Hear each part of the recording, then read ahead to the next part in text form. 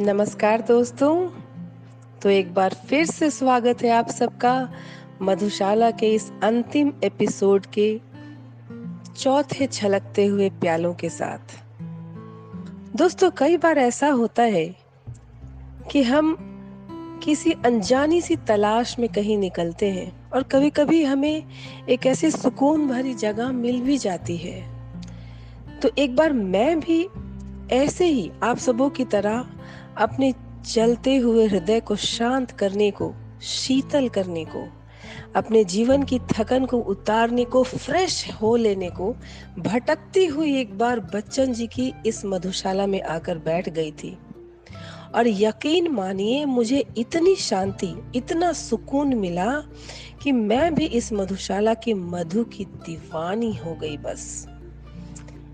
और इसके बाद मैंने बच्चन जी की अनेक कृतियां ढूंढ ढूंढ कर पढ़ डाली हैं। सब एक से एक नायाब है। नायाब मोती छुपे हैं इस सागर की गागर में। परंतु मधुशाला की रुबाइयां हर दिल अजीज हैं। बार बार पढ़ के भी हमेशा नई ही लगती हैं। मात्र 27-28 वर्ष के इस युवक ने इनमें जिंदगी का ऐसा ऐसा रंग भर दिया है कि जो बड़े बड़े प्रकांड विद्वान भी नहीं भर पाते हैं। बस मेरी तो यही कामना है कि जिस गहराई से उन्होंने ये आखिरी कुछ रुबाइयां लिखी हैं और अमर हो गए हैं, उस गहराई का 1% भी अगर मैं छू पाऊं तो बच्चन जी की मधुशाला के माध्यम से मेरी भी पहुंच आप श्रोताओं तक हो जाए। ठीक वैसे ही जैसे कहते हैं ना, कबीरा संगति साधु की ज्यों गंधी को बास, जो कछु गंधी दे नहीं तो भी बास सुबास। तो शुरू करते हैं आज की मधुशाला पार्ट 4, जिसमें बच्चन जी ने जीवन की संध्या बेला अर्थात वृद्धावस्था और उसके पथ से गुजरते हुए मृत्यु रूपी जीवन के अंतिम सत्य तक पहुंचने की बातें कही हैं। और वह भी इतनी सहजता के साथ, बयानबाजी का इतना सरल और बेबाक और स्पष्ट अंदाज, अपनी ही मृत्यु के विषय में कहने का ऐसा अंदाज जल्दी कहीं देखने को नहीं मिलता है।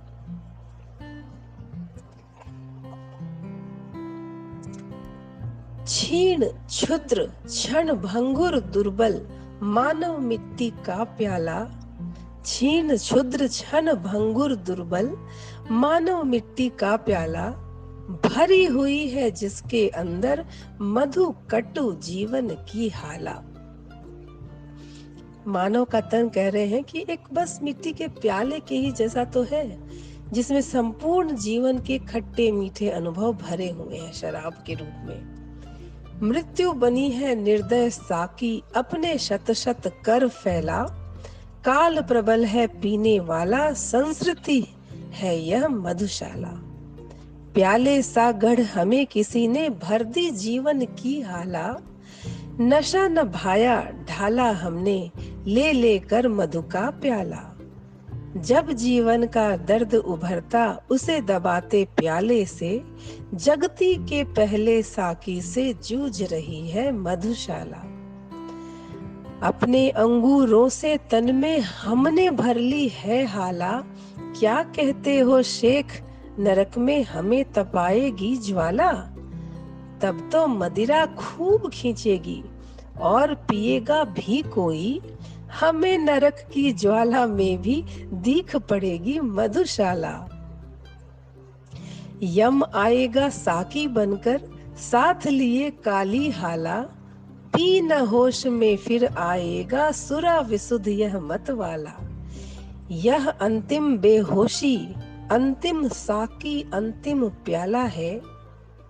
ये जो मानव शरीर है, इसके लिए कहा गया है कि जीवन में एक ही बार मिलता है, इसको बहुत प्यार से जी लो।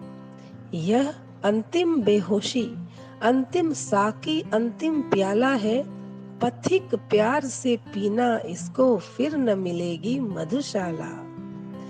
गिरती जाती है दिन प्रतिदिन प्रणयिनी प्राणों की हाला, भग्न हुआ जाता दिन प्रतिदिन सुभगे मेरा तन प्याला। मतलब छीन हो रही है काया, शरीर ढल रहा है, रूठ रहा है मुझसे रूपसी, दिन दिन यौवन का साकी, सूख रही है दिन दिन सुंदरी मेरी जीवन मधुशाला। ढलक रही हो तन के घट से संगिनी जब जीवन हाला, पात्र गरल का ले जब अंतिम साकी हो आने वाला, हाथ परस भूले प्याले का स्वाद सुरा जिह्वा भूले, कानों में पर तुम कहती रहना मधुकन प्याला मधुशाला, मधुकन प्याला मधुशाला।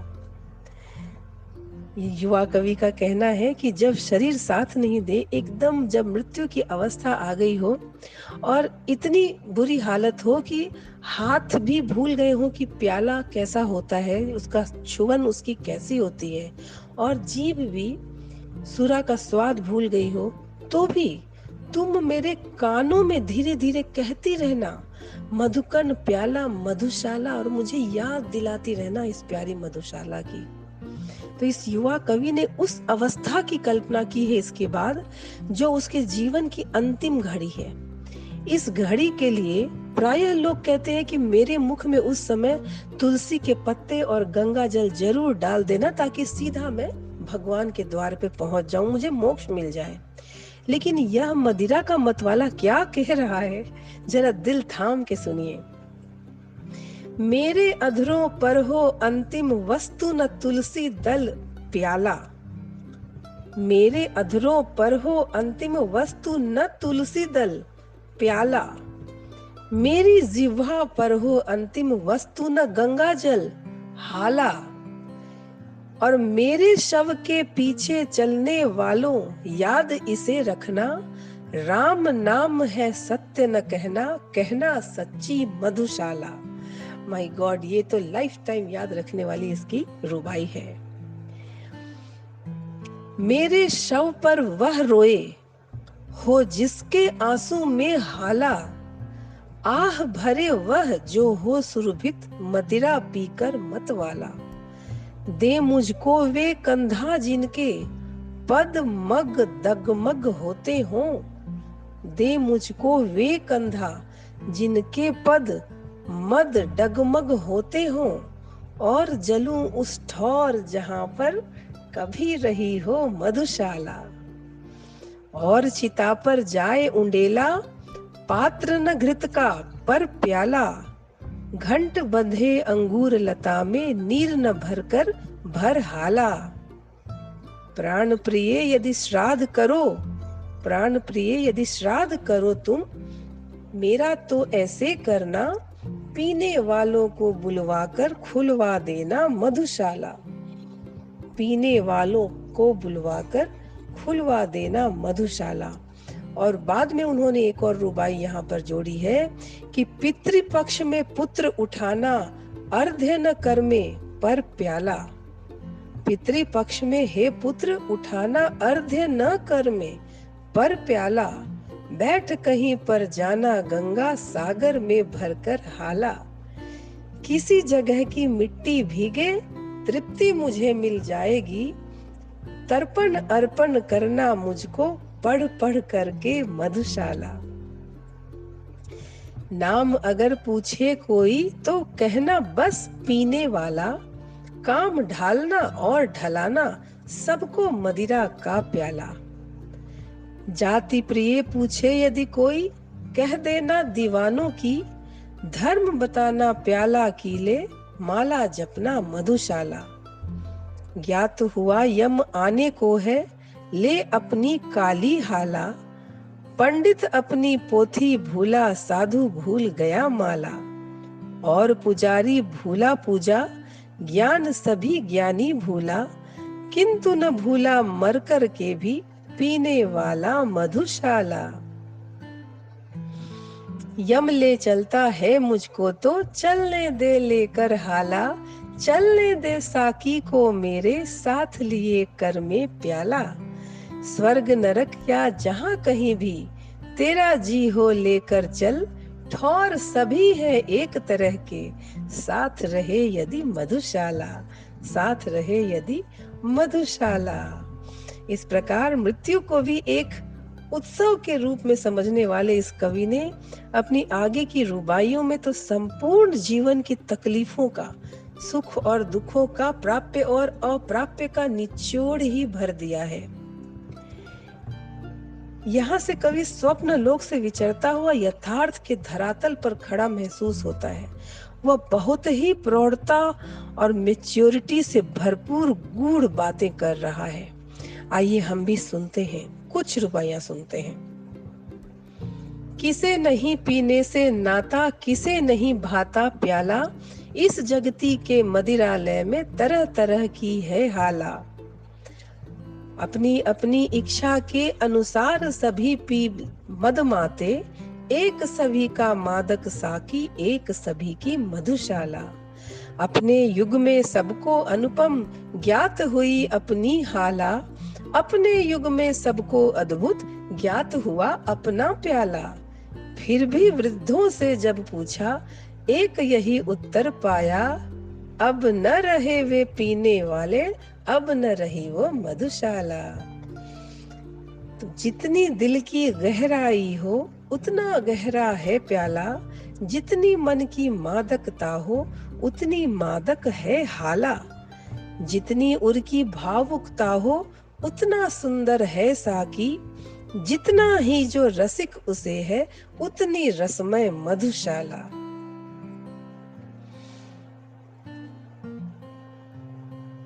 मेरी हाला में सबने पाई अपनी अपनी हाला।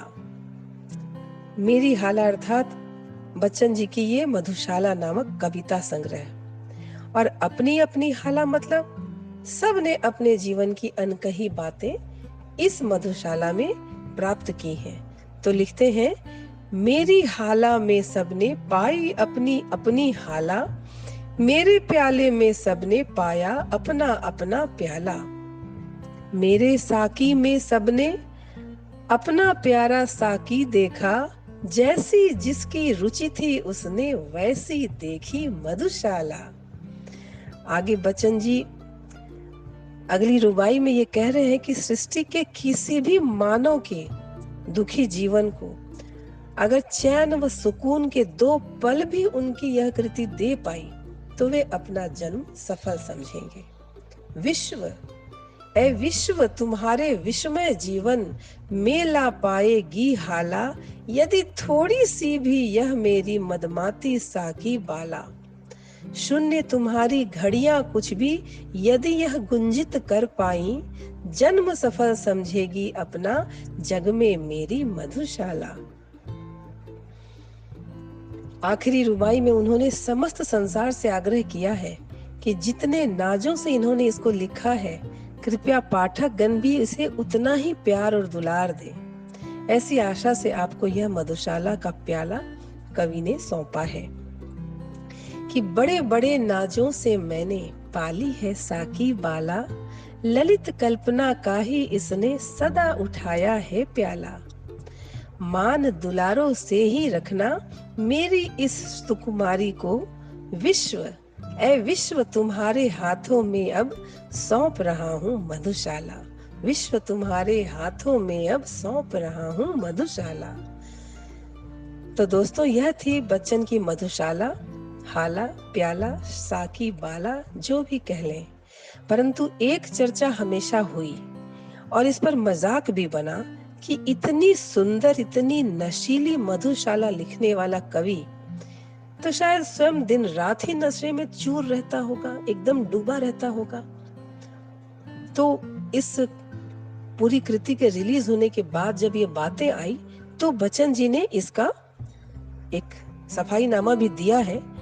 उन्होंने लिखा है कि वास्तविकता तो यह है कि मदिरा नामधारी द्रव्य से मेरा परिचय भी नहीं है। नशे से इनकार नहीं करूंगा क्योंकि जिंदगी भी एक नशा है, कविता भी एक नशा है और भी बहुत सारे नशे हैं। लेकिन अपने प्रेमियों का भ्रम दूर करने के लिए उन्होंने एक रुबाई लिखी कि स्वयं नहीं पीता औरों को किंतु पिला देता हाला, स्वयं नहीं छूता औरों को पर पकड़ा देता प्याला। पर उपदेश कुशल बहु तेरों से यह मैंने सीखा है, स्वयं नहीं जाता औरों को पहुंचा देता मधुशाला। तो उन्होंने ये कहा है कि वे कभी नहीं पीते थे। पर फिर एक और प्रश्न आया कि अगर आप पीते नहीं तो आपको मदिरा पे, हाला और प्याले पे लिखने की इतनी प्रेरणा कहाँ से मिलती है? तो प्रश्न तो था, तो जवाब भी देना था। जवाब ये है कि कायस्थ के कुल में इनका जन्म हुआ है और कायस्थ लोग एकदम पीने के लिए प्रसिद्ध है, जगत प्रसिद्ध है। पौराणिक काल से कायस्थों को पीने के लिए बहुत बदनामियां मिली हैं। तो इनका क्या कहना है कि जो मेरे कुल में मेरे पुरखों ने इतना पिया है कि मेरे खून में भी 75% तो शराब ही मिली हुई है। तो उसका असर आना तो लाजिमी था, इसीलिए मैंने इतनी नशीली नशीली रुबाइयां लिखी हैं। तो वो कहते हैं कि मैं कायस्थ कुलोद्भव मेरे पुरखों ने इतना ढाला कि मेरे तन के लोहू में है 75% हाला। तो पुश्तैनी अधिकार मुझे है मदिरालय के आंगन पर, मेरे दादों पर दादों के हाथ बिकी थी मधुशाला।